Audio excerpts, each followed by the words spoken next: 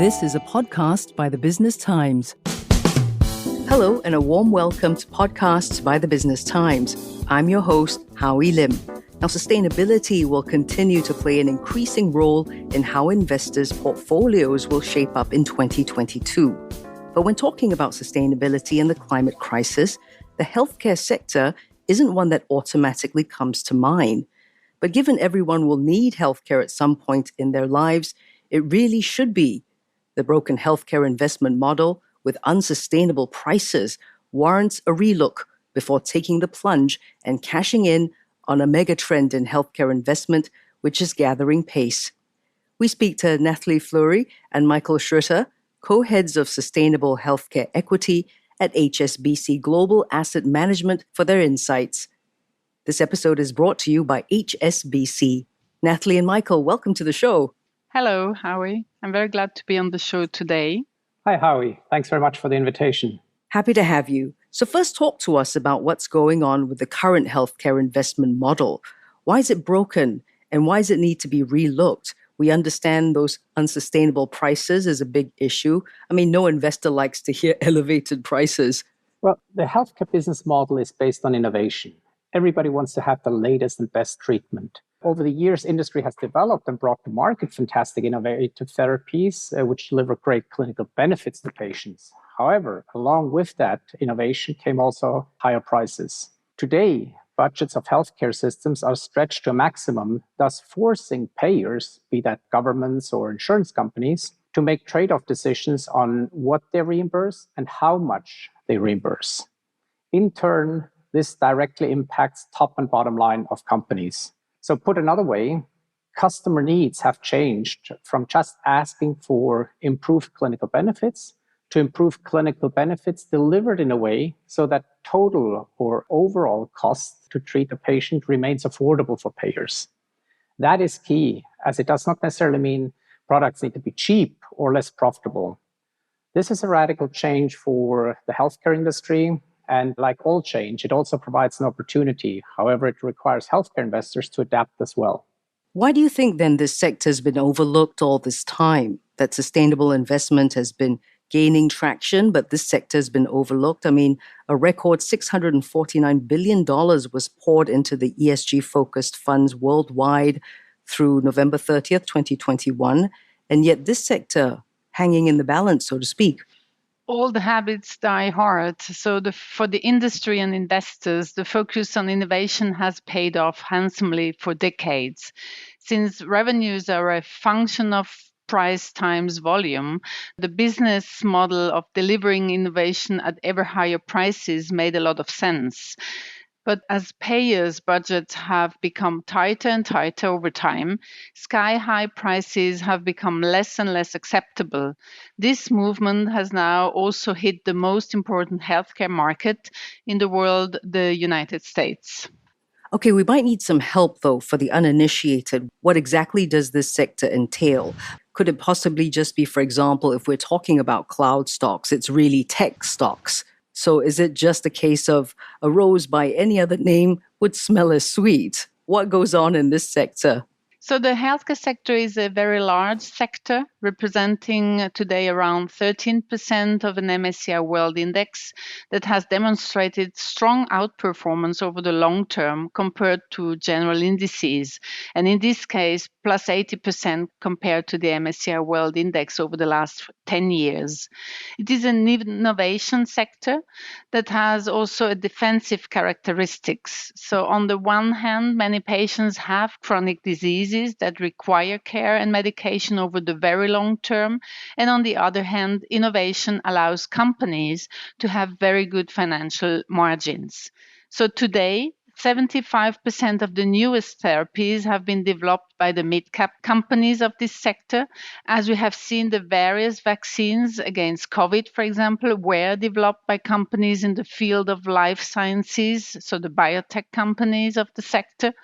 The US are still today the biggest pharma market in terms of dollars, followed by China. It is a diverse sector with many different subsectors, such as biotech, medical devices, digital health companies, diagnostics, or service and managed care companies. Obviously, we would hope that people were investing already, but now is the best time. Why? Maybe you could tell us, because actual people and patients are being affected by this neglect, aren't they? Absolutely, Howie. We have now reached a tipping point now that the affordability issue in healthcare has reached the US. Currently, over 40% of patients in the US do not receive the necessary therapy or do not receive enough of a therapy to manage their disease appropriately. Payers in the US take action and pressure companies to deliver innovation, which at the same time helps keep overall healthcare costs in check. While in other parts of the world, the affordability issue has been present for some time, now that US payers heavily restrict access to therapies, industry has no other choice but to act. So some companies have been at the forefront already of this trend and are now benefiting from it, while others still continue operating along the old business model. The latter are being hit hard by access restrictions imposed by payers, and stock markets react accordingly. So coming back to your question, why now? I mean, as said, we have reached a tipping point where successful healthcare companies have and continue to adapt to this new environment. By doing so, these companies address the clinical need for better therapies, but also the societal need for this innovation to not break the bank. That is sustainable healthcare. Companies building their business model around sustainability in that sense benefit not only financially, but also have a social impact since patients do have full access to and the benefit of such therapies or services. Find us on Apple, Spotify, Google Podcasts, or via the Google Voice Assistant and Amazon Alexa-enabled devices. And now back to our podcast episode. Back to our conversation with Nathalie Flury and Michael Schröter, co-heads of Sustainable Healthcare Equity with HSBC Global Asset Management, about sustainable healthcare investment. This episode is brought to you by HSBC. So we've covered why we should get involved now, if not already. What's been hindering, you think, awareness and healthcare systems changing to this branch of sustainable healthcare investing? Yes, correct, Howie. So the process from access to medicine at almost any price to a more value-based medicine has taken many years and was not immediately recognized as an important phenomenon by investors. So total healthcare expenses represent today, for example, 19% of GDP in the US, around 12 to 14% in Europe. Healthcare expenses have doubled in the last 10 years. Most probably, they can't again double in the next 10 years.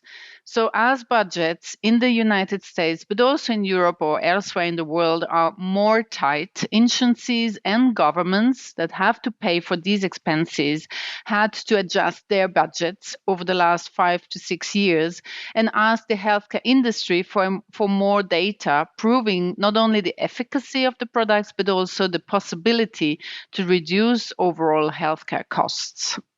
How, though, will you convince investors to focus more on being value-driven in this space rather than price and profit-driven? The woke investing movement, not quite there yet, I think. Very good question, Howie. Revenues are basically a function of a number of units of a product a company is selling times its price. In the old model of healthcare, cranking up the price resulted in increased revenues. But in the world of constrained healthcare budgets we live in today, where payers are forced to impose access restrictions, companies can easily find themselves in a situation of having a high-priced product, but which is not being reimbursed. These companies might have a super high price, but without reimbursement, hardly any sales are achieved. So as a company and as an investor, I much prefer a situation where a company has solid unit sales, times the price which is acceptable to payers, as compared to 0 unit sales times a sky-high price. Or put another way around, in a budget-constrained healthcare environment in which we live and are likely to live in for the foreseeable future, a value-driven approach is much more favorable, both from a financial as well as from a societal aspect, as compared to price maximization approach.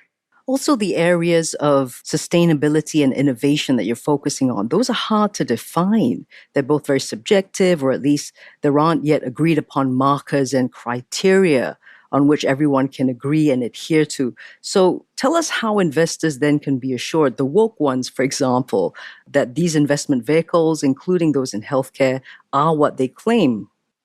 Certainly, Howie. So there can be, yes, a certain confusion since different fund providers use different sources. More and more, when talking about sustainability in healthcare, it's not only about ESG, but also about outcome measurements and real-world data. So we use different sets of data banks for either the innovation part and or the sustainability aspects of our companies in the strategy. For assessing the innovation part and comparing the development status, for example, the innovation of different products or molecules, we use specialized data banks as well, take part at conferences and talk to managements, etc. We have one-on-ones with the company managements. For the sustainability aspect, we use on one side the MSCI ESG data bank, but also our own proprietary data bank we have built over the last 3 years with health economic data for the companies that are in the strategy, but also for their direct competitors, for example. We want to thank you so much for being on the show, Nathalie and Michael. It's been a real pleasure. Thank you very much, Howie, for this conversation today. Thanks, Howie. I greatly appreciate having had the opportunity to express our view. We've been discussing a much overlooked sector in sustainable investing, healthcare, with Nathalie Flury and Michael Schröter, co-heads of Sustainable Healthcare Equity at HSBC Global Asset Management. And that's a wrap for this podcast by the Business Times. This episode was brought to you by HSBC. In the next episode coming February 7th, we go more in depth and get Nathalie and Michael to share how we can define sustainable healthcare innovators and the pros and cons of investing as well. Be sure to mark your calendars. That was a podcast by the Business Times. Send your feedback to podcast@sph.com.sg. Find us on Apple, Spotify, Google Podcasts, or via the Google Voice Assistant and Amazon Alexa-enabled devices. For more podcasts by the Straits Times, the Business Times, and Money FM 89.3, you can also download the Audio by SPH app. That's AWEDIO. Do note, all analyses, opinions, recommendations, and other information in this podcast are for your general information only. You should not rely on them in making any decision. Please consult a fully qualified financial advisor or professional expert for independent advice and verification. To the fullest extent permitted by law, SPH Media shall not be liable for any loss arising from the use of or reliance on any analyses, opinions, recommendations, and other information in this podcast. SPH Media accepts no responsibility or liability whatsoever that may result or arise from the products, services, or information of any third parties.